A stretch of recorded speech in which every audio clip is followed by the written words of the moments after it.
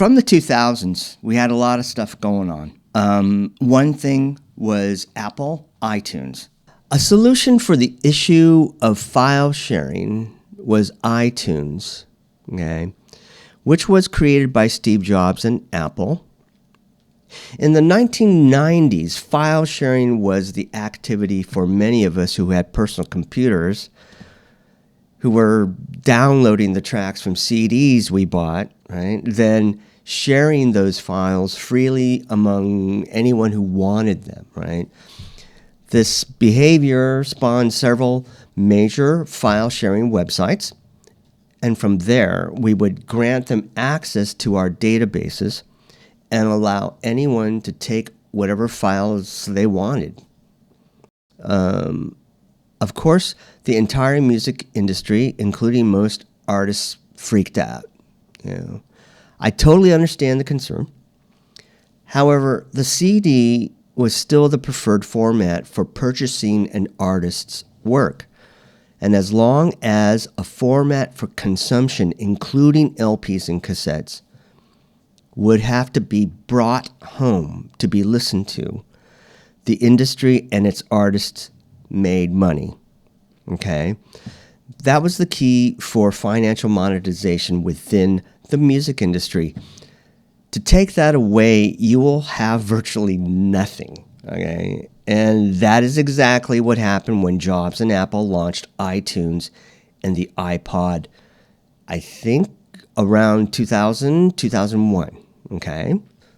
Within the iTunes sales structure, a consumer for the very first time could choose which tracks they wanted to purchase. Okay?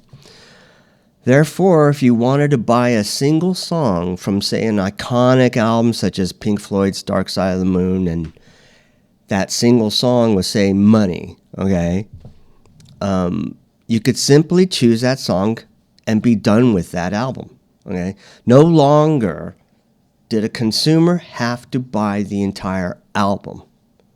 The problem with Jobs' solution is that the artist would be awarded only the royalties for that one song versus receiving the royalties for all songs on the album when the entire album was purchased.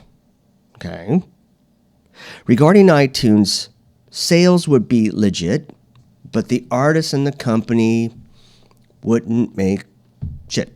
So, yeah, it was a solution, but it wasn't the most effective solution, okay? Just because somebody creates a solution does not mean it is the best solution, okay?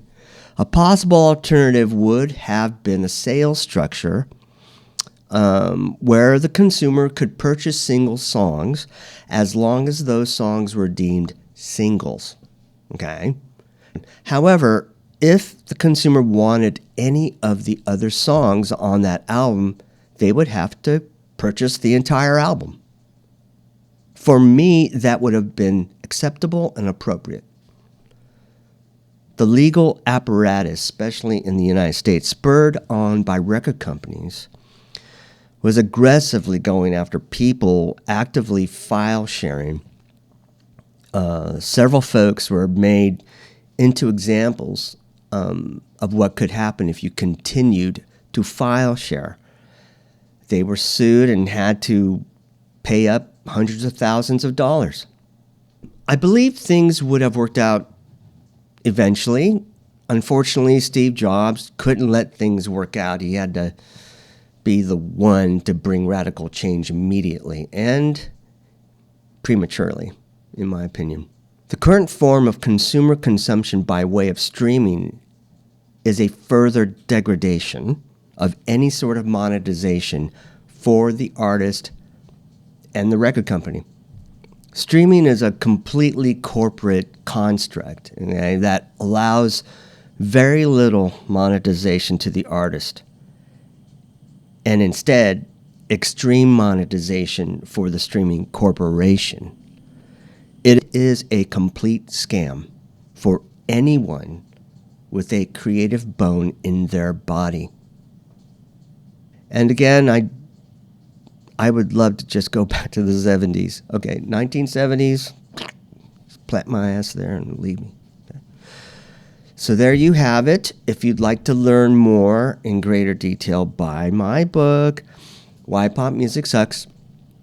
Go to my website, purchase that. If you want the ebook, go to Amazon, and that should do it. Okay? Jerry Biden for Guitar YouTube. See you later.